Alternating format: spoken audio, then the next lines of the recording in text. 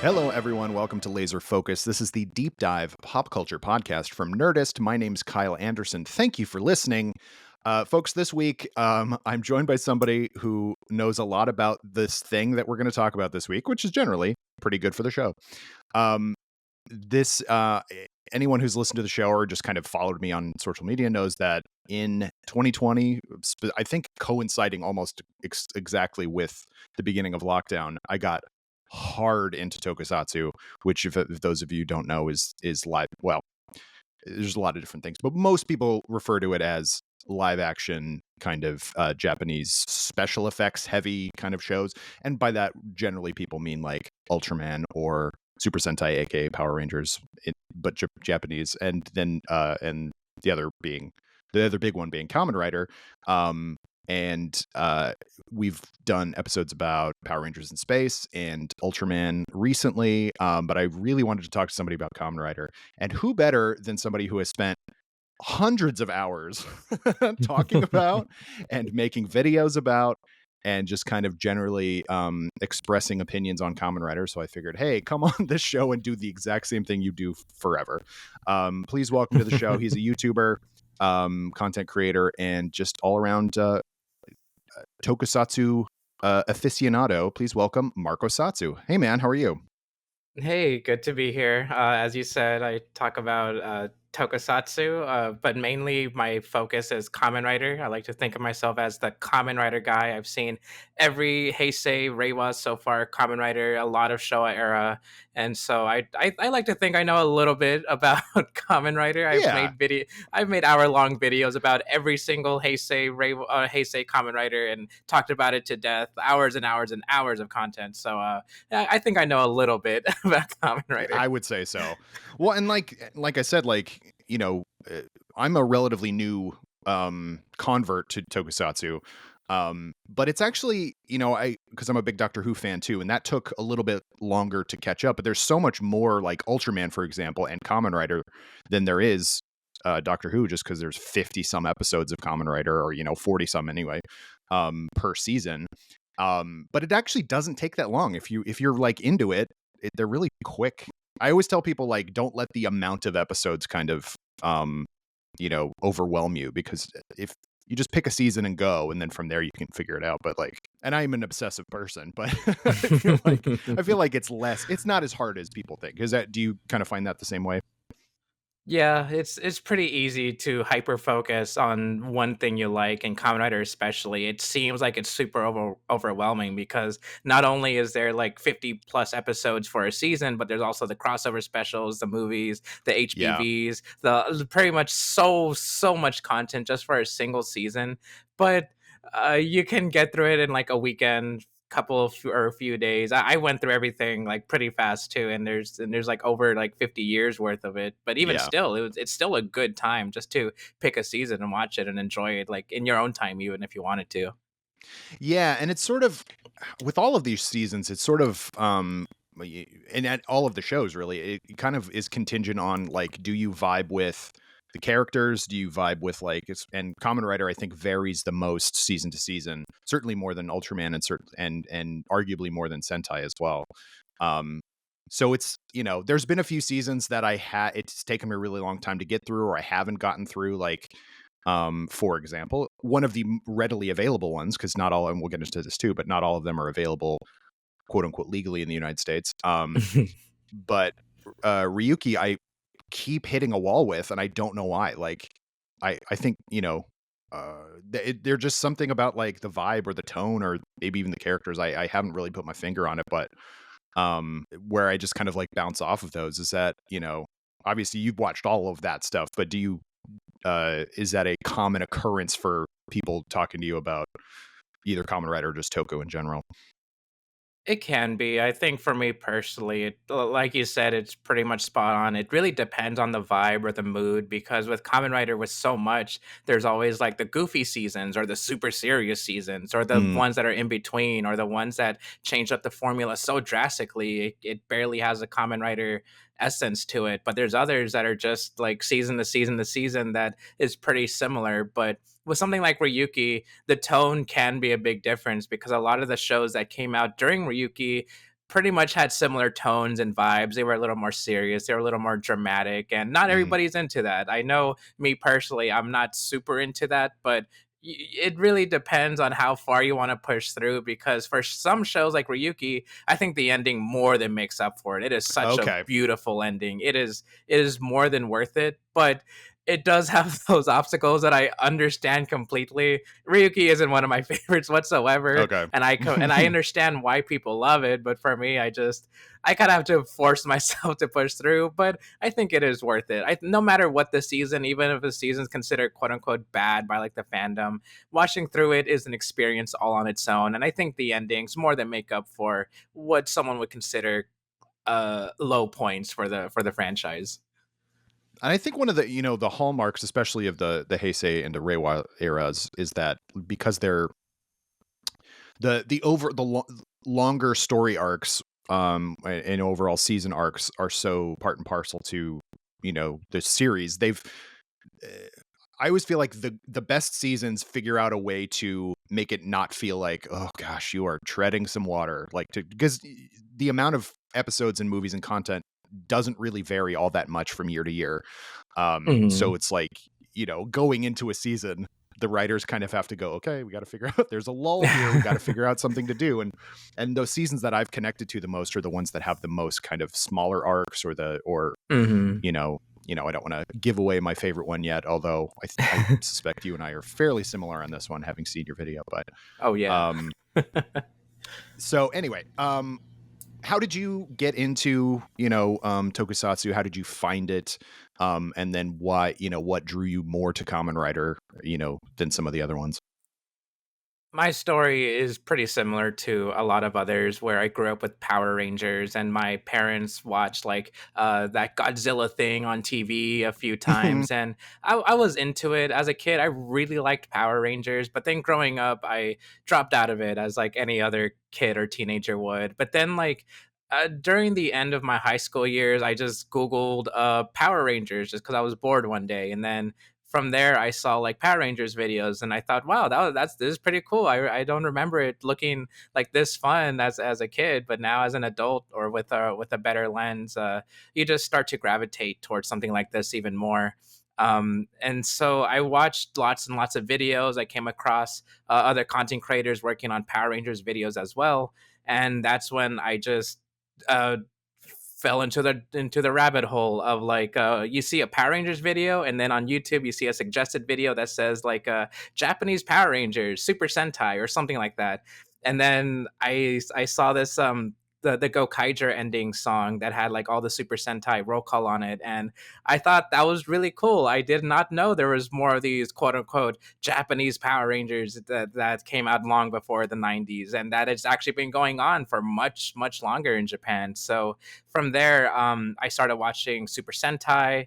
I watched a few other non big three tokusatsu. I delved a little bit into Ultraman, but what really grabbed me was Kamen Rider. I think the first time I saw anything Kamen Rider related was during one of the crossover movies. I don't remember which one exactly, but I remember like one of these like random superheroes appeared, and I thought, wow, that looks like a really cool suit. I wonder what that is. And then I googled like Kamen Rider, and well, here we are today. I fell in love with the suits, the characters, the stories. I love Super Sentai. I've watched a lot of Super Sentai, just as much as Kamen Rider. But as you mentioned earlier or alluded to earlier, there is kind of this sameness between Ultraman and Super Sentai. Like Ultraman, you watch one, you kind of get the gist of what the rest is going to be, even if they're like 50 episodes long. You kind of get the gist. Super Sentai, I would say similar. You kind of get the gist of like these five colorful superheroes in a team. They fight for the power of friendship. And Kamen Rider, you could kind of say this a similar thing, where you can kind of get the gist of like this lone hero fighting for justice, and he comes across like some of his own personal troubles that he has to get through. But I think for Kamen Rider, it just it just spreads out so much more. There is those goofy seasons. There are those like really serious seasons, and there are those higher up moments and those lower points. But no matter what the season, I always find something to just love about it. The characters, the action, the story, and there's just so much of it, so much creativity put into it that I wouldn't say Ultraman or Super Sentai have, but with what Kamen Rider has, it just feels so unique and special, and that's why I Mm. gravitate towards it much more than any other tokusatsu. That's because I feel like I I get the most out of Kamen Rider. I've seen more of Ultraman. I've seen all of Ultraman. Oh yeah. Um, because it first of all, it's easier to get because all just about all of it is legally available. Or easily available. A bunch of it's on YouTube too. The stuff that's not Hmm. on streaming or physical media. But I'm a huge Showa era fan of Godzilla, of Ultraman, of Kamen. I like all of that stuff mostly because it's very it's weirdly nostalgic. I'm not close to being old enough for that, but like that's it just kind of has that thing. And Ultraman feels like, Godzilla meets like Thunderbirds or something, like if you've ever seen those Jerry Anderson puppet Hmm. shows. And Hmm. so that really spoke to me. And like you, I think Ultra Seven's the best of those, like by far. And Oh. Ultra Seven's so good. Yeah. But even into the Heisei era of Ultraman, it's like, okay, what you get mostly out of those is spectacle. Those are big spectacle. The monsters are cool. The model work is really great. Hmm. You know, when they start doing too much CGI, that's when I kind of check out. But um, and then Sentai, I've watched again some Showa era stuff, but like I really bounce off of Sentai a lot because it is weirdly samey. Like it's just, but like you watch a Kamen Rider season, just looking at just an image of all the Heisei main writers, and you're just like, Hmm.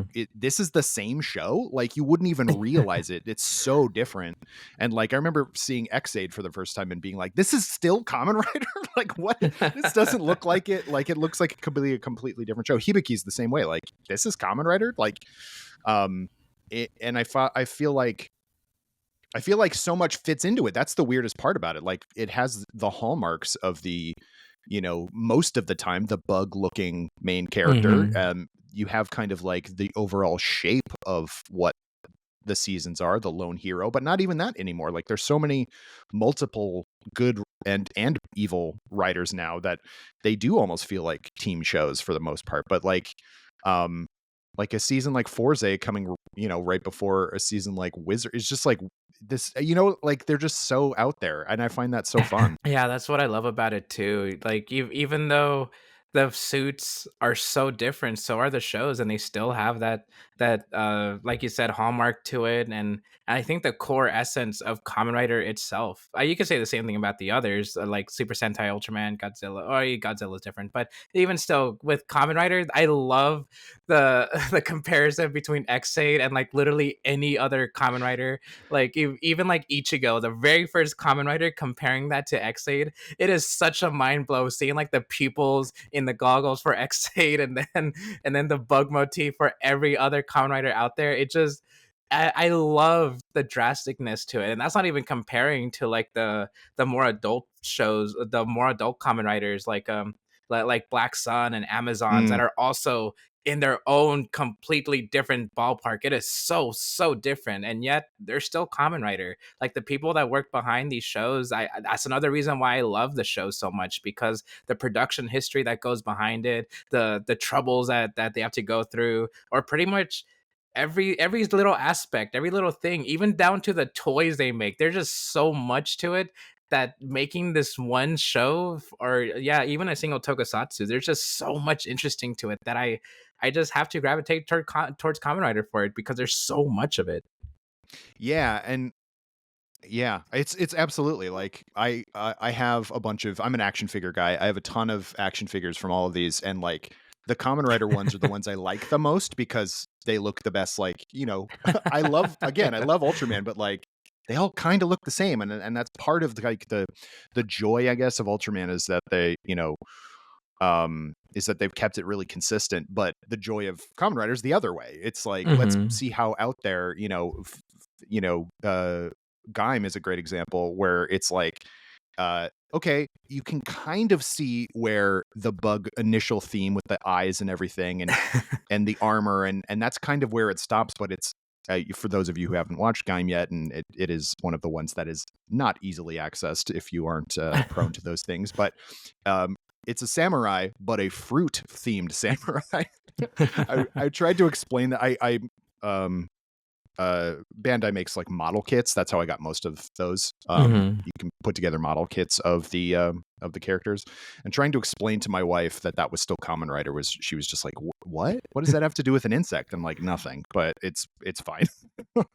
Like this guy's an orange who also is a samurai. Like, it's crazy. Like, and in the best way. I'm not saying that like it's ridiculous, but then you have Black Sun is like incredibly dark, and Amazons is incredibly dark. And I think there's a certain amount, there's a kind of sniffiness that a lot of American fans have to that kind of thing, like a grown-up version of this, like, because they all just see Power Rangers for the most part. Growing up in the US, Power Rangers was so ubiquitous. But it is so, no matter what the season of Sentai they're kind of adapting, it's all incredibly, I guess, young person focused. Mhm. Whereas, Kamen Rider, Toei and the writers sort of recognize, at least in Japan, that like, maybe mainline Kamen Rider should still be for younger audience, but there's older people who grew up with it. They deserve something as well. And I think that's, a lot of fun. Shin Kamen Rider is another example. That's a bloody movie. I would not take my kid to see that if I had a kid. I think that's also why Kamen Rider is just so good, because it's willing to experiment with pretty much everything they do. The Shin Kamen Rider, even though it still is like the gist of the original Kamen Rider, it still experiments because Hideaki Anno, the director for it, just loved growing up with Kamen Rider, but wanted to film that movie to be like his own vision, his own version. And he also worked on Neon Genesis Evangelion, and you can pretty much tell Oh with yeah. how serious it takes itself, and of course like the bit of gore that's in there, but it's still Kamen Rider. And I love seeing the different things they do, but it's still but it's still under the same name. And I Mm-hmm. think you and I also, if we still love the same shows, Gaim it still has that heroism that other Yeah. shows like X-Aid and Kuga have. Oh, Kuga, everybody loves Kuga, and Everybody that's one loves of the more Kuga. easily accessible ones. And Yeah. everyone loves Kuga for how like relatable and fun he is. But other Kamen Rider shows are still like that too. Yeah, let's do a little backtrack for people who literally have no idea what we're talking about. It's very possible that if you grew up watching Power Rangers back in the day, you might remember VR Troopers, which was an adaptation of a few seasons actually of Metal Heroes, which was another tokusatsu show. And there was a very short-lived series called Masked Rider, which was an adaptation of Kamen Rider Black RX, which was the sequel season to the 1988 season. Mhm. Um, what that I remember watching that show. I think I had a little Masked Rider action figure. Again, I'm a huge action figure guy, but like I do not. That is not a good show. As much as we love Furbus, like, but that season is it's more kid-like than a lot of Showa era Kamen Rider. However, it is still very dark, and yet the fact that they tried to adapt that for kids is a wild choice. But then so that was at least for me like my only intro to what Kamen Rider was, and then I would see little bits. It's same with you, like on the internet, like I'd heard of Kamen Rider. I kind of vaguely knew that Mhm. Master Rider was an adaptation of Kamen Rider, and then when Toei Tokusatsu Nation or whatever they call it, their YouTube channel launched along with Tokushoutsu, the Shout Factory one, and they had the original Kamen Rider on there and Kuga, and it was just like, oh crud, am I starting? Is this my thing now? Am I going to get into this? And that was like, the initial adaptation was of Shotaro Ishinomori, who is a world-renowned manga writer and artist. Mhm. I don't need to get into the full backstory. You can watch Marcos's video if you want to do that. But basically, like, he and Toei got together and they eventually created the bare bones of what the show Kamen Rider was going to be, which is about a guy who was turned into a cyborg by the bad guys, didn't turn bad, didn't have the final treatment done, remained a good guy rides a motorcycle, looks like an insect. All the bad guys are kind of, the first episode is called, I think, The Mysterious Spider-Man. The second one is called I'm probably mixing those up. And then the Horrifying Batman, it's like, I love that right away they were like, all right, Kamen Rider's going to fight Spider-Man and Batman. And then he's going to win. But anyway, so like, and then it just went on from there. Like the manga is very, very different. If you read the original manga, it's got similar characters, but it has the same characters, but it's similar stories, but it kind of goes off in its own direction. Kind of more similar to Shin Kamen Rider, actually, in a lot of ways. Right. Anyway, regardless, that's just a potted history. But then it kept going from 71 till I guess 80, and then there was a break, and then 88 and 89, and then another break, and then there were movies, and then it came back in 2000 with Kuga, and then it has been going every year ever since. So, and every season is different. Unlike what they did with Power Rangers was even though they adapted different seasons, which were completely separate from each other of Sentai, they kept roughly for a while the same continuity and everything. And I wonder if that's why, like, people kind of, I don't know, do they need the same characters? I think that might be tough for people too, to be like, oh, I really love, this Kamen Rider, and I would love to see more of him and stuff like that. And then he kind of goes away. But with so much content, I think there's I more know. than enough for everybody. I know, and I've never finished a season and been like, "Oh God, I wish there was a ton more." Like, for the most part, it seems like Heisei specifically, because they have full story arcs and everything. It feels like this is a story and it's done, and it feels, like I feel good at the end. The only I did kind of want more Kuga, but that's just because I really liked. That was my first one, and I was just kind of like, "Oh man, I love these guys." But once you get past those, it's you kind of go, okay, the story, it's done, and that was a lot of information, everyone, and Marcos has obviously heard it before, but I think that's all the main things that people need to know about Kamen Rider, I think. If not, again, Marcos has a million videos you could watch. But what was your first season of Kamen Rider that got you like really into it when you actually like sat down to watch? Oh, I can never exactly remember if it's either Decade or Double, which is, if you're in the fandom, those are very, very, very drastic differences. But Very much.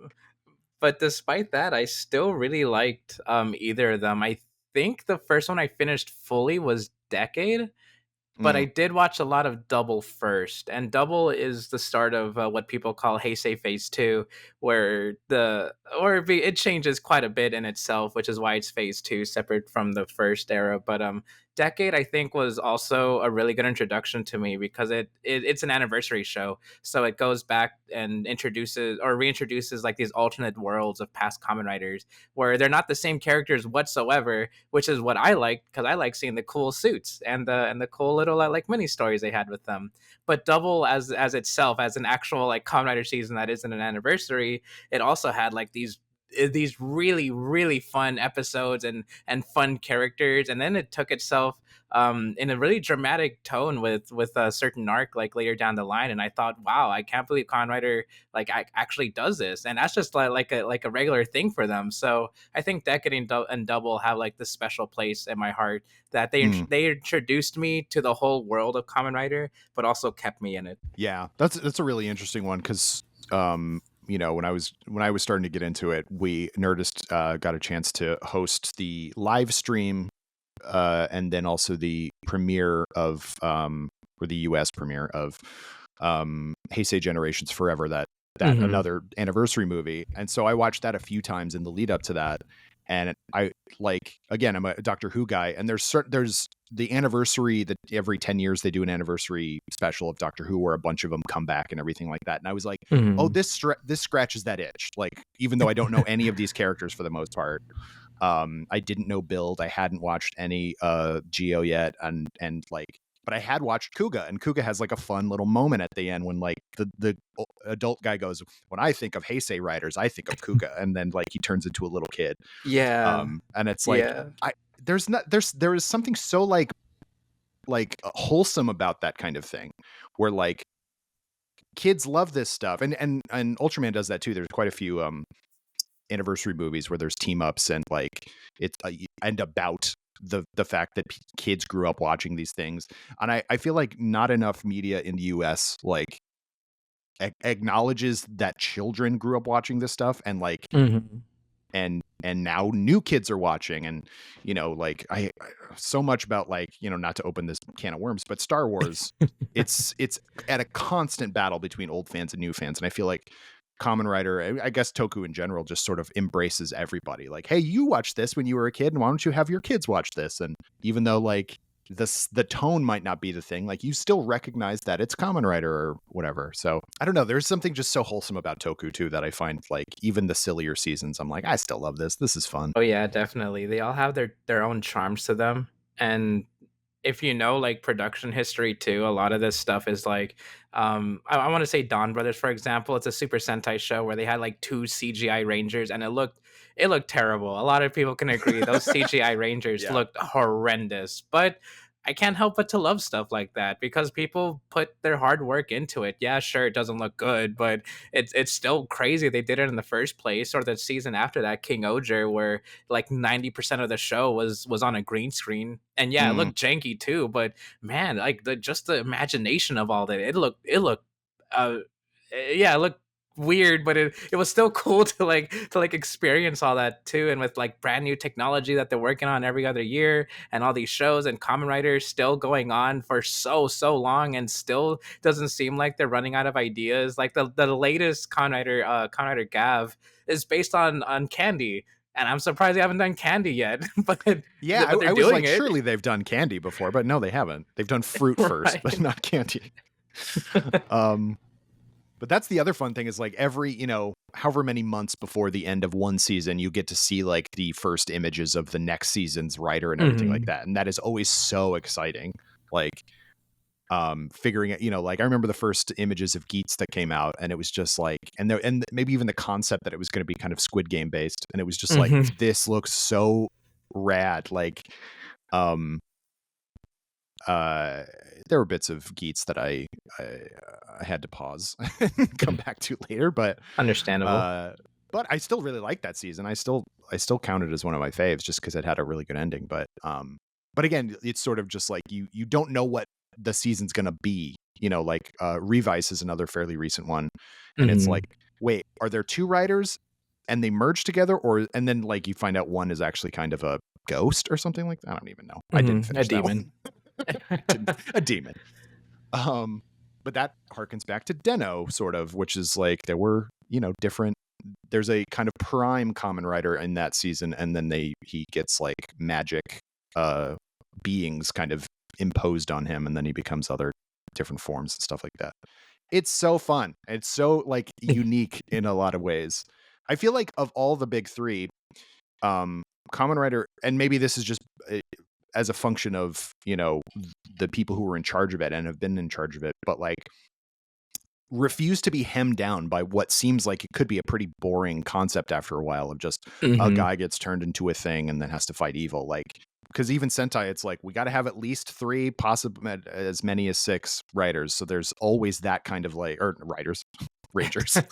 Rangers. um, and Ultraman is like, well, there's going to be a guy who turns into Ultraman, and like, you know, um, like my first main season of that was, or new season of that was, Zet, and I love that Mhm. season. But now watching a ton of other previous stuff, it's like, oh boy, they weren't they weren't really taking that many chances on that one, were they? I understand it was like COVID related, but Mhm. um, anyway, rambly rambles as happens. Literally, Marcos, I have no one to talk about Tokusatsu with. My I wife feel could not that. give less of a shit. Um, but yeah, so we mentioned the characters and the kind of heroism. What are some other hallmarks of Kamen Rider that are present in every season that you kind of gravitate to and connect with? So the main three elements I always critique a show on is character's action story, and every Kamen Rider season always has a really good blend of it. Some more than others, but I think Mm, everyone has just that heart of a hero that I always like to say, the heart of someone who wants to fight justice. And sure, Ultraman and Sentai are like that too, but I think with Kamen Rider, it feels more personal and relatable. Like, mm, well, relatable to an extent. I don't have it like an inner demon that fights alongside me, but it's the creativeness of the you may not have a literal inner demon, but right. you do have like some troubles inside you that you feel like you could use to your advantage to go through your everyday life, like with Revice or with Geats. Like, yeah, I'm not in like a battle royale for a wish and I die if I lose or anything, but it's still the relatability of these people who like want a wish to better themselves or for selfish reasons, because I'm sure we all know people who can be a little selfish, or maybe you want to be a hero yourself. Like, there's a little bit of relatability in pretty much every single show, that maybe you're not the hero you think you are, but you can see yourself as a hero through these other people, like Yusuke Godai from Kamen Rider Kuga, or Shinji Kido from Kamen Rider Ryuki, where they're just normal people that happen to become heroes, which is another thing I love about Kamen Rider, because for the most part, at least that's what this core was for from the beginning with Shotori Shinomori, was that he wanted normal people to be heroes. And Takeshi Hongo, the first writer, he became a cyborg to fight along Shocker, the evil organization, but he used that evil but he used their evil technology for his own advantage to become the hero that he wanted to be. Yeah. That's absolutely like, you know, there's a swashbuckling kind of element to it, and it's also like, I mean, Takeshi Hongo is an interesting example because he's like a great student, he's an excellent motorcyclist, he's already a good martial artist. Like, he's definitely like a cut above just regular guy, but he Hmm. wasn't the chosen one. It just happened to him that this happened. And that's, you know, he's not Superman who fell from the sky or anything like that. Right. Um and that is something that definitely like, um you know, you can connect to. I think is something that kids can connect to, but also just, you know, anybody watching it. That's what you want heroes journey wise. Like, you want somebody to go from, and they've done a really good job, especially in the Heisei area, of like, they're the most pure hearted people who get to be Kamen Rider, and it's not not every single time, but like, even something like Geats, where like your main hero Geats is a fox, so he's sort of he's one step ahead of everybody all the time and everything like that, and you kind of Hmm. go like, this guy's a little dubious, you know, I'm not sure. But then once you figure out why he's doing it, and we're not actually starting at the beginning of the show, we're starting at like the middle of his show, you know. um Hmm. I think I find that kind of, you do find out that he's just sort of a regular guy. But I'm thinking of like O's and Gaim and, oh god, who's some of the other like uh just regular Joes. Yeah. Those are the two that always come, and Kuga as well. Those are like the big three, where they're just like, they're just good guys, and they just Hmm. happened to, they're trying to help out their family, or they're trying to help out their neighbors or whatever, and then they get these superpowers, and then they become heroes and have to kind of sacrifice and everything. That is the most relatable. If you grew up reading comic books, you know that that is part and parcel to that kind of stuff. And those are the seasons I find myself like really connecting to, whether it's the main character or just a character in that. Because like Hmm. Build, which is another great season, the main character is, he's got backstory galore, but then you have Banjo, who is just a doofus. And like, you Yeah. need a character, you need a doofus or a kind of, you know, whatever character like that. Um, yeah. Well, let's go through, talk about some of our favorite. If you haven't watched any Kamen Rider before, we have you covered. We will, um, we'll go back and forth and talk about some of our favorite seasons that we think would be good for newbies, and also at the end of which we will, or at some point during it, we will say how you can watch it, and whether or not it's easy or hard. Yeah. um, but would you like me to go first, or do you want to go first? I think I can go first. Go I've for said it. Go for this. it. Please. I've pretty much started with this for every conversation of like, where should I start with Kamen Rider? It's the easiest number one thing I always recommend is look at a lineup of Kamen Rider suits, pick the one you think is the coolest, and watch that. Mm, There's a very little to no continuity within these seasons aside from like crossover movies or specials. So each season is standalone. You can watch every single one by themselves if you want, with like two exceptions, and everything else just go mm. for it. You see that detective suit with double, you can watch that. You see the fruit samurai and you think it's really silly, you can watch that and cry at the end. You see the latest Candy Rider and you think he's a little goofy. I'm sure it'll be a good show, and I'm sure everybody has their favorite suits and stuff. And I think that's the easiest to go for. Pick a suit, try to find it online if it's available, and you're good to go. Yeah, that's and there's more than you'd think at this point. Like again, like when Tokusatsu first launched, there were two. You could watch original Kamen Rider or Kuga, and that was it. And then I think there were a couple other seasons on various other weird streaming platforms and stuff. And Hmm. um, so it was much harder. And now Tokusatsu has a bunch, and there are more that you can find and everything like that. But yeah, like that's a great way to do it. And there's probably a reason you were drawn to when you see the lineup of suits. There's probably a reason why you were drawn to it, and so give it a shot. And like, I honestly, like, when I was getting into the show, one of the ones, because I didn't watch them in any particular order, like Forze, I was like, I bet I won't like this, and I really like Forze. Like, I think it's so much fun. It's a very kind of like, teen drama, or not even drama, teen comedy really focused one with Hmm. like rocket, astronaut themed kind of suits. I thought it was going to be silly and I wouldn't like it, and it's silly and I do like it. So I think sticking with it is the way to go on those things. Also, kind of maybe read up, do like the barest minimum of research on what you ought to, or what the season like theme is, because sometimes you might go, oh, I like wizards. Yeah. um, this is a sidebar. Wizard has one of the best first episodes of any season, and I wish that Absolutely. any of the rest of it lived up to it. And I feel the same way about Fies. I like Fies more than Wizard, but Fies has an amazing first episode. Hmm. Um, and it just kind of doesn't. There's a lot of filler in both of those, I think. But anyway, that is neither here nor there. Okay, so I'm gonna recommend that people check out Kuga first. Not because it's the best necessarily, but it is a great gateway into it. It needed to reintroduce the seasons or the concept of Kamen Rider to a younger, newer audience in 2000. If you can get past the fact that it is shot on video and it's 1999 2000 video, Hmm. um, and that is maybe one of the biggest barriers is old videotape, and it's, what is it, 30 frames per second or something like that. Like, it just doesn't Hmm. look the same way that TV looks now, but it still looks great and the characters are great. Yusuke Godai is still one of my favorite heroes. He's just such a happy-go-lucky guy. And there are two different versions you can watch, one where they do subtitle the bad guys and one where they don't. So that's up to you. You decide what you want to do. If you want to know what they're saying, kind of, or not. But it's a great story about a guy who finds an ancient, belt. It's who that bestows upon him the powers of this ancient civilization, and he fights monsters from this other ancient civilization. All the while, teaming up with a cop and his sister, and then he's got a love interest. And I will say this for people: if you are getting into this for the romance, specifically that characters will get together, do not stop thinking that right now, because that never happens. Because I watching Kuga going, are they ever going to kiss or what? And then they do not, because that's the way these shows are. So I want everyone to be aware.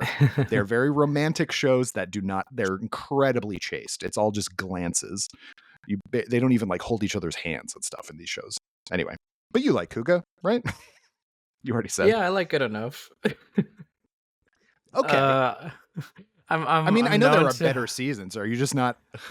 I I'm not going to I yell at you about it, but it's not that. I have my personal taste, my own personal bias. I'm known to have these weird opinions that don't mesh with everybody sure. else's.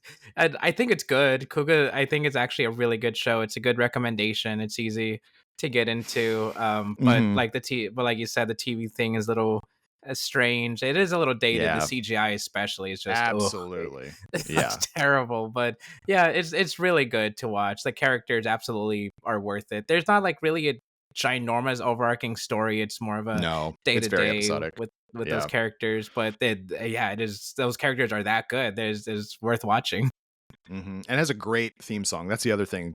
Oh yeah. Maybe just some of these have the best theme songs, maybe in the history of theme songs. I won't say Kuga's is the best, but it's quite a good theme song. And an okay ending theme. I think it's a little cheesy, but it's fine. Yeah. Back to you.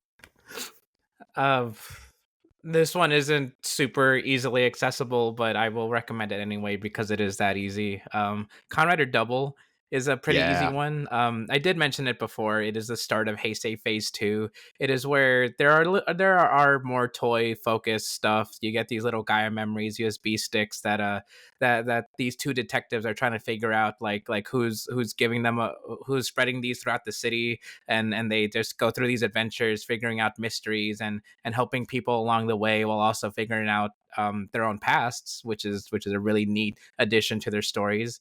But they fight these monsters that are also just normal people that happen to have these like drug allegories with them with the USB Gaia memory stuff, and it's really interesting to see um where these characters go episode or pretty much arc by arc, because they meet new people that you think wouldn't really be that important, but it turns out, oh wait, actually they're part of the big evil organization, and now things are starting to connect together like an actual detective mystery. And it's just a lot of fun. It is pretty goofy, I will say. It is one of the more goofy shows, but it is also one of the more serious shows because the Mm, drama it gets to with one of the main leads, it is so good. It is so wonderful. And then once you get to like the second half of Double, where it becomes more where the story is more in the forefront, it just everything from the first half just starts to connect together that I love in a way, especially when these characters start to piece it together themselves, and then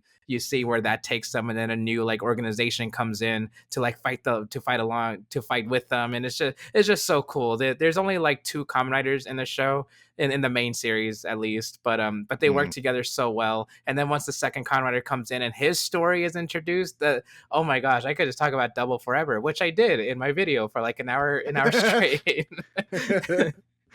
Yeah, I love Double. Double is absolutely one of my favorite seasons. It's I did so this one is slightly different from some of the other ones where there's like 2 episode arcs. It's like Mhm. it's actually like the way the old Batman series used to be, where there were like, villain of the week, but they would be villain of every 2 episodes. But it's always a different case. That's part of the fun, is that since they're private investigators, and it's a blast. And I did not like Kamen Rider Axel, who's the secondary writer at first. I grew to like him, but I was just like, he's in the way. Get Yeah. out of here. But I like him a lot.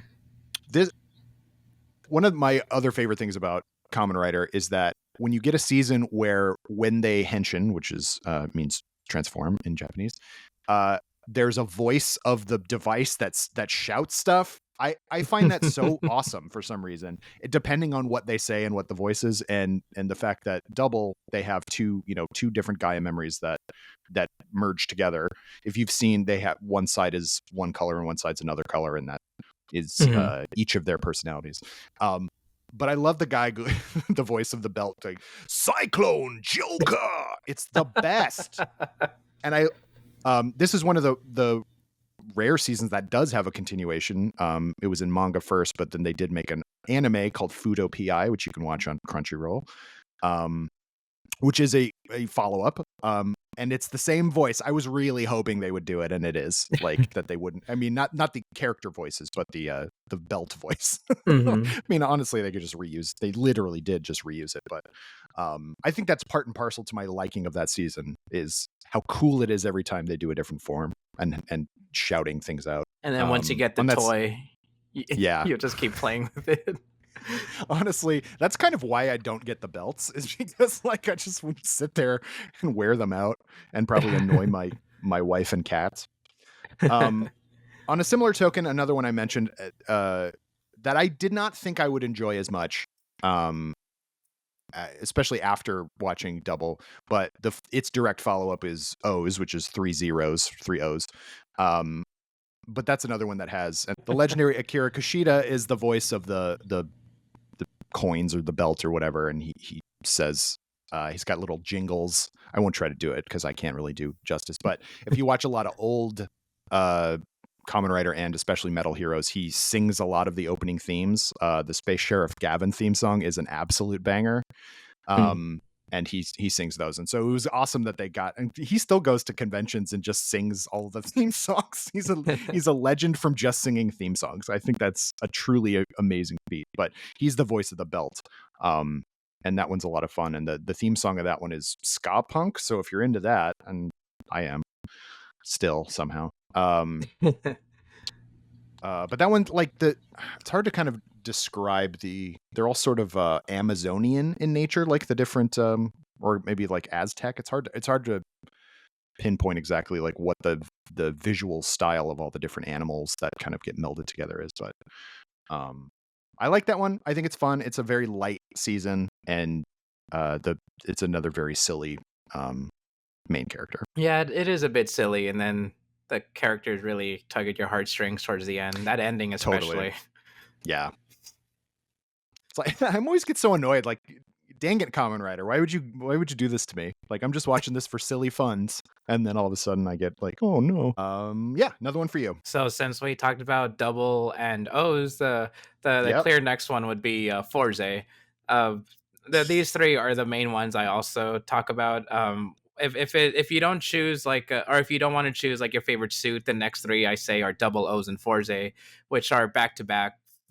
Coincidentally enough, so with Forze, like you mentioned, high school, there's kids in high school, and one of them is a new kid to the school, and he gets the Forze driver, and he gets the power of space, and then they have like this cool club in outer space, which is already a pretty insane sentence now that I think about it. But they have adventures through the rabbit hutch that takes place on the moon, but they also go through like adventures. They're just typical high school adventures. We got to do this and this, but the prom's tomorrow. How are we going to figure this out? Which sounds pretty silly in concept, but they take themselves seriously enough, which I think adds to it. Like, yes, it is still another one of those goofy shows. Double O's and Fours, they are pretty generally goofy, but they also take themselves seriously, and they do have these really dramatic, serious moments that you would not expect. And Forze especially, I think, has one of the most beautiful endings, or one of the most beautiful end games, I would say, not the direct ending, but it is still beautiful to watch through. If you like Yusuke Godai, you'll probably love Gentaro, because he has the same heart of that hero who's like, I want to make everyone my friend, and I want to make everyone happy. So no matter what, I will go through all of this and fight all these monsters just so I can make my friends happy. And that is just one of the most genuine things I love. He's one of my favorite protagonists ever, just because of how happy he always is, and he like rarely ever like breaks a smile. He's just so lovable. And then the rest of his friends, the rest of the Kamen Rider club that he's with, they're also just as lovable. They all have like their own focus arcs, and you learn like why they're the way they are, and why they love Gentaro so much, and why they treasure friendship so much. It is so good. And of course, you can't forget, yes, you have all those toys along with you, to the Astro switches, and you figure out the mysteries of like why they are made, and why the school is getting attacked by so many monsters. So all that together, I think Forze is another very, very easy watch.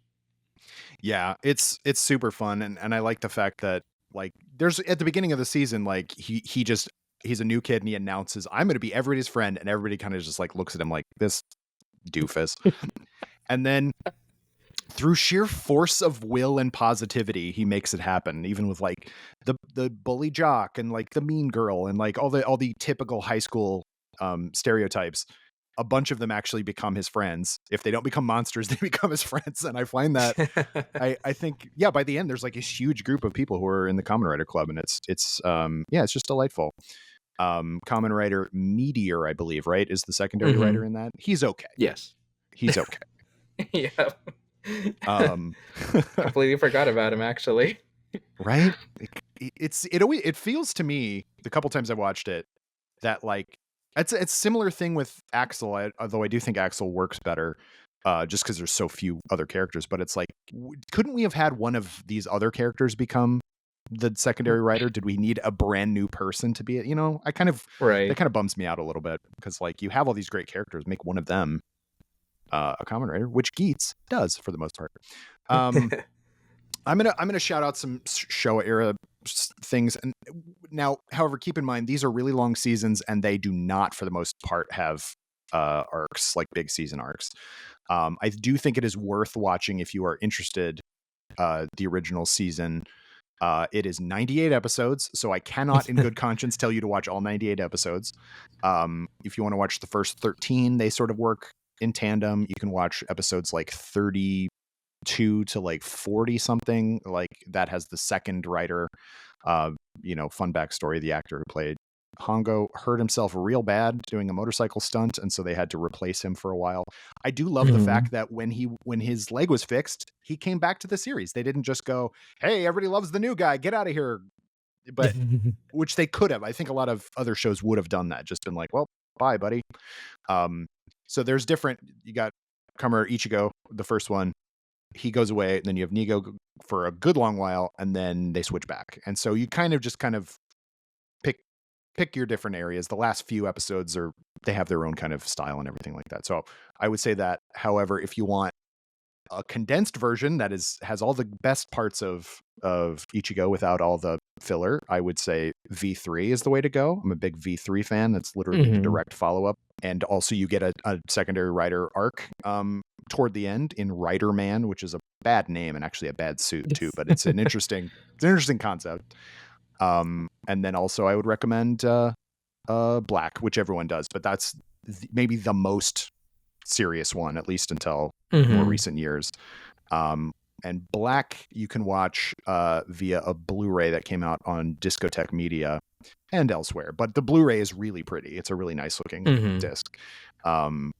And Ichigo are the first series you can watch on Tokusatsu or just on Tubi or wherever. And V3 is the one that is harder to find. But there is an old DVD if you want to spend like $300, which I would not recommend. But what a random choice to have been on DVD in the United States for a while. But right. But yeah, big Showa fan. I will always shout out some Showa. I watch Showa. I just I don't know. I just don't talk about it as much. I should though. I should. It's know what? Yeah, it's definitely an acquired taste, I think. Yeah, absolutely. Like growing up, if you watch like old Godzilla shows, I'm sure you'd like Showa era Kamen Rider. It just has its own feel to it, which is why it's like so separated from Heisei and Reiwa era. Yeah, totally. It just keeps going too, and I love that it has. Even though like there's different, each season or whatever has a different main character and a different like look and everything like that, there is a character who goes for the first 7 years of the show, who is Tachibana, who is initially just the motorcycle coach, I guess, for Hongo, and then he like runs a juice bar or something like that. He's the first one to run a juice bar, actually. Angel Grove took that from him. I'm just making that up. And then he just sticks around until 1975 or whatever. So it's very interesting. But anyway, I think it's on you. Let's, another couple more if you have. And at this point, you could just say favorites because there's nothing really to keep you away from watching any of these if you want to. Geez, my favorites. I always point towards like these three. Okay. Because it's so hard to choose, like all these shows are just so good. And these three are also very different but similar. I always say Kamen Rider Build is in my top three. I'm sure you'll enjoy Build as well. Most people enjoy Build. Build's great. It is one of the most story focused and character focused Kamen Riders, and it is so well written. It is like every episode just has like this mind blow after mind blow that you like just wouldn't expect. Every single episode, I'm not like even exaggerating. Well, maybe a little bit, but I'm not exaggerating that much. Where there's just so many twists and turns, you just don't expect anything that's gonna happen. I know a lot of people say like the third, like the last third of the show is a little wonky, and it is because it focuses more on like the whole team versus one monster, but still the first half and all its mysteries and finding out like how like what these characters are doing or how these characters got to where they were. Like our main writer, Kamen Rider Build, has amnesia, and then you find out, oh wait, he's actually this person, and this and this and this and this and this happens, and it's just so crazy how well written this is and how everything just ties together. And then they fight an evil alien at the end, and that's also really really fun, and it's really cool, and the suits are good, the action's great, the heart of the heroes that the main character tries to tell Banjo, like his friend that he picks up on during one random day, and it's just so good. I gush about this forever because Build is that good. Everyone loves Build for a reason. I love Build. It's not overrated. It is rated as highly as it deserves to be. I completely agree. Build is my number one and has been since I watched it. Like maybe I didn't even think I'd finished it yet. I was just like, I love this show. I never want it to end, and obviously it does. But Yes. it's I won't say like visuals or anything like that, but storyline wise, this one feels the most like an anime, and by that I mean like it is heavy emotions all the time. There are actual stakes. Like we won't give that moment away, but there's a moment midway Mm-hmm. through where our hero does something that has to live with the consequences of ever after, and that is like if you already didn't like Sento, like at this point you would have to just be like, oh my god, he did something so ghastly, and yet you still kind of are with him afterwards because he feels so bad Mm-hmm. about it and everything like that. And like secondary, like there's so many writers in this season, and some of them are antagonists who become good guys, and some of them are good guys who become bad guys, and I'm with you. Like I cannot say enough good things about it. The writing is so great, and it's what I will judge like story driven Kamen Rider against ever after, because I think it just worked on so many levels. I will say, so my second my second favorite is Double, but which we already talked about. Let's see if there's any ones we haven't Whoops. mentioned yet. We did. I like Gaim a lot, which you mentioned as well. Gaim is another very story focused one. It is incredibly high concept. I'm going to say it has maybe almost too many writers, and there's a couple that I actively want to punch in the face throughout most of the season. But that's not a failing of the show. That's exactly what it was trying to do. it's not like the writer's like, everyone's going to love this guy. Like there's some duplicity and some, underhanded deeds and things like that. But I think overall just the incredibly, and that one was written by somebody who is, Gen or Gen Urobushi, boy, who Mm-hmm. wrote Psycho-Pass and other anime. Like, so that's another one that's very like anime style in terms of storytelling. It has fewer episodes than a lot, but it's only 45. Yeah. You're missing maybe like 3 episodes than what you'd normally get. And there is a very weird offshoot movie where they play soccer, just so you know. Um, what fruit samurai have to do with soccer is anyone's guess, but I think that one's super enjoyable as well, and it has a bunch to do with the gods of Ragnarok and blah blah blah blah blah. But it's definitely weirder. I would say it's lesser than Build, but I still quite enjoy it. Oh yeah, like if anyone ever mentions Build, Gaim has to be in that conversation too, with just Yeah. how good they are. They're often like top five, top three shows, and Mm-hmm. Gaim. So I think like similar feeling where there's a twist that happens like a little early on, and then it's not the show you would expect it to be, which blew everybody's mind. Like you almost had to just be there when that episode dropped, and everyone was like, "Hold on, is this really where they're taking this?" Like it starts off with these dance groups and fighting over turf wars on who would dance where, and then it goes somewhere completely different, and it works. Everything about it is, oh my gosh, yes. Just like Build, I also have like a 3 hour long video about Gaim because it's that good. And But there's so much, you can always tell when, like, if it's a season I haven't watched, when you drop a video and it's like really long, I'm like, oh, this is a very heavy story focused season, because otherwise you'd be like talking about it for 45 minutes, like, the suits look cool or whatever. But like, yeah, there are so many little arcs in Gaim, like so many, and just a million characters too. wow, I'm that obvious, huh? Well, I mean, Yeah. like, like, I'm not expecting that you would talk about, like, if No, it no, I wasn't get something it. you liked, you know what I mean? I But yeah, get you are. it. You're absolutely. Um, Um, I think it's funny as a content creator, my little like mannerisms start to like appear through like Twitter and stuff, and people point out, "Oh, Marcos didn't like this season because the video is only like 10 minutes long." but but yeah, what you'll be able to tell once I get to Conrad Geo and the video is only like 5 minutes long. But anyway, which is wild because there's a lot to say about Geo, but like, yeah, I'm with you. Yeah. So what is you have a favorite? You have a couple favorites that um are maybe outliers. You as you mentioned, like mhm. since and what is the one? I mean, I'm leading you toward, but like you like Amazons more than I think anybody else does. Oh my gosh, yeah. If I'm either the Hibiki guy or the Amazons guy because I love each both of them to death. Like they're both my number one. I can't just choose one. They're just that good. But if anything, I haven't seen anybody else love Amazons as much as I do online just yet. No If you're way. out there, we can talk. But yeah, with Amazons, it is one of those very very different kind writer shows. It's meant for adults. Like Mm, when it aired on TV. It aired at like midnight because it wasn't meant for kids.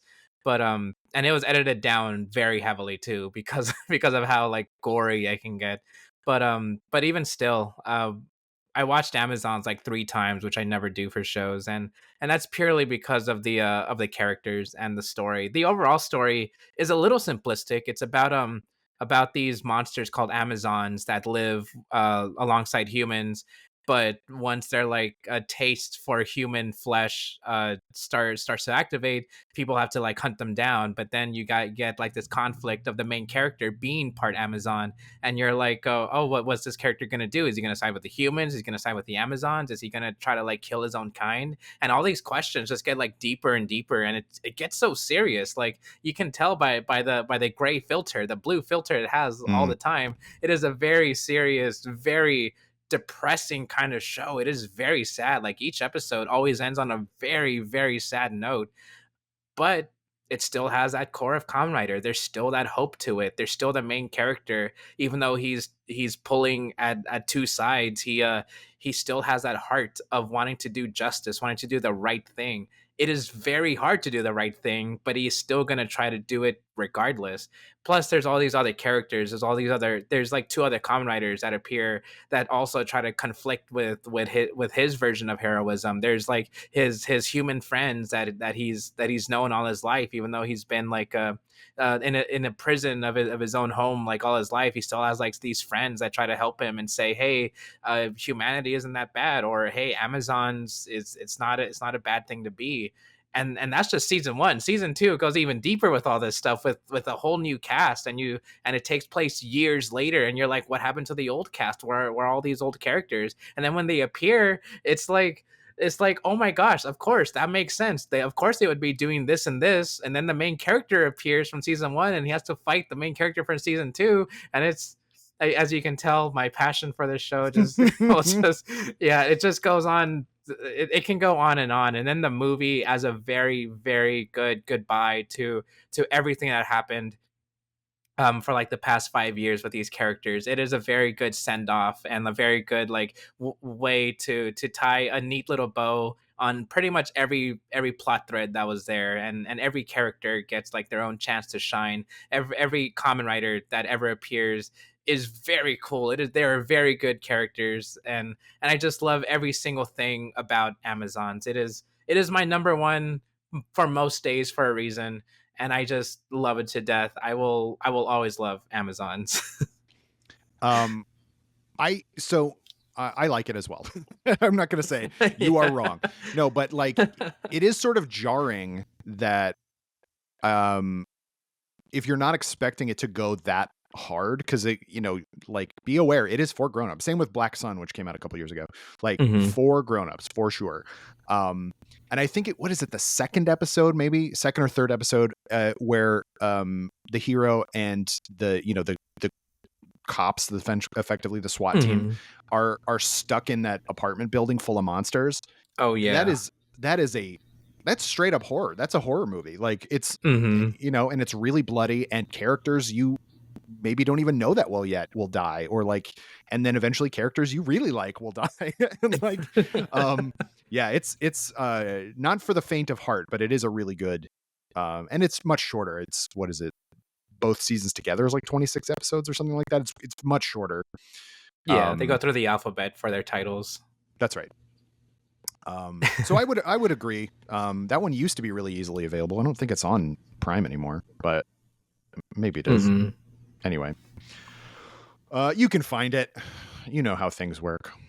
And so I guess my last one, I'm just going to say that it's the newest, and I've mentioned it a few times now, but and it's not perfect, but I do think since it's super readily available, they stream it constantly on YouTube, and also it's on Blu-ray. I would recommend Geats. Geats, again, it started as this battle royale kind of Squid Game idea, and it goes in so many different weird directions. All the different people are animal themed, and they get chosen to be on this TV show, and the TV show is watched by basically people from so far in the future that they're effectively gods. Mhm. Their technology is so advanced that it's like magical, which is really interesting. And our main character, Ace, has been the winner of a million of these. And every time you win, you get to remake the world with your one wish. And since he keeps winning, he's remade the world a million times. And only technically, no one he's supposed to remember, but he has made it so that he remembers. And it's so interesting to watch a season where like no one is sure about if your main character's like good or bad, and like, but he's always several steps ahead, and people really dislike him. Like, some of the side characters, like their whole goal is to just kill him or just to defeat him, which I think is it's much different. But then each kind of season arc, or story arc, will kind of flesh out his story more. Um, and also, the two, I think, overall main good side characters, Nago and Tycoon, are they're who you would think of would be the main character of a Kamen Rider series, not Ace. But Mhm. I think that's super fun. And Buffa also is like the antagonist for so much of it, and then they end up working really well together by the end. Spoilers, but it's I really enjoyed it. I do think there's some lulls toward maybe like the 30 to 40 episode range. I'd have to look again, but it's worth sticking with, I think. Yeah, very much. I also like Geats too. I have my own issues with it, but Yeah, well, the reasons why everybody likes it, are also my reasons why I like it. Is the story is very good. The writing could be a little tighter, like you said, around the yeah. 30s and 40s, but even still, it is still a very good time. I actually prefer it over Ryuki, so I Mm, another one of my weird opinions there. But yeah, I very much like Geats too. yeah. And you've already mentioned it, but why don't you tell everybody why you like Hibiki so much? Man, after I went off after Amazon's, I don't know if I could do the same thing with Ibiki. You don't have Um, to, but I will confess, Hibiki is one of like the three that I actually haven't watched at all. So mhm. not that you haven't recommended it enough on other videos, but um, No. so tell me and everyone why we should watch Hibiki. Oh, it's very understandable why not too many people would gravitate towards Hibiki. It does not look like a Kamen Rider. It does not feel like a Kamen Rider. The show is outside of like the adult versions like Black Sun and Amazons. It is one of the most far apart from Kamen Rider as you could get because it focuses solely on a slice of life kind of show. It doesn't even focus on the Kamen Riders. It all focuses on this one boy who's going through high school and he just comes across a man named Hibiki while they're on this island on vacation, and then Hibiki starts to gravitate towards these other characters, and then this boy slowly starts to learn about these Kamen Riders. They're not even called Kamen Riders in their show; they're called Oni. But yeah, he starts to learn about the Oni and who they are, what the organization is. But like I said, that's not even the main focus. The main focus is this boy growing up, going day to day through his life. We learn about his friends, we learn about his family, we learn about his own troubles about going through high school. It is I wouldn't even say it's like super relatable, but it is a very nice, comforting show where where when you do see the Kamen Riders, they're out like in the background fighting the monsters, the monsters of the week. So through the eyes of this boy, there are superheroes all around them, but he still has to go through his own personal life first before he can figure out everything else around him. And then when you do get more introduced to like the organization of the Oni Kamen Riders, you learn more about. You learn that there's like hundreds of Oni Kamen Riders out there, and they're always fighting something. And then you learn about these characters as individuals. You learn their struggles, what they like, what their families are like, and then they all like come together like halfway through, and you start to realize, oh, it's kind of like a found family. All these people are separate in their own life, but they're all fighting for something together. It may not be a monster, but it's something that they all understand and they relate to, and they're all just this big family that you learn to love, that you learn to appreciate having there with you. The show opens up with the main character singing a song, and then the whole town involves that. So it's also kind of goofy in a way. It is very silly, but it also represents something more lifelike. It is something that you just walk through the path of life with this boy with con writers out there in the background, and then the show changes halfway through, and it's not like that at all. But the first half of Hibiki, it is so comforting. It is so nice to watch. I rewatched it so many times at this point. I rewatched episode 31 and 32 so many times at this point. I just can't get enough of these characters and these people and who they are. And they're not even doing anything crazy. They're not like saving the world. They're just living a normal life, and there's Kamen Riders in the background, and I love it for that. That's like ASMR Kamen Rider is what you just described, where it's Oh just like, no. have tingles now in my head because of all this. I have a very I again, I haven't seen this one, but I have a very similar thing where there are cozy shows, even if they are like I find a lot of Hitchcock movies like really comforting, even Hmm. though those are very Hmm. not comforting stories. And I think this sounds like the kind of same thing where it's like if there's just a certain vibe you get from certain shows or movies where you just feel warm and good. Hmm. And that's, you know what, I'm gonna give this one a try. This is there are other ones that I haven't seen like Kiva or Ghost that I have heard maybe wait on those for a while, Hmm. but I've only ever, Oh, I've only ever really heard good good to great things about Hibiki, so I will give it a try if you will, folks at home. And then if I don't like it, I'm going to yell at you. I'm just kidding. I won't do that. I guess I will say it is also an acquired taste because it is Sure. probably the slowest Kamen Rider shows. Like Mm, I said, like not much really happens throughout the whole like throughout the entire show. Not much really is there. There's not even like an episodicness to it. It's just people doing things that they feel like during the day. So not everybody's gonna enjoy that. It is very, very slow, but I like it for that. It's different. I can enjoy it like that. And then I will also mention there's a ginormous production change around the early 30s.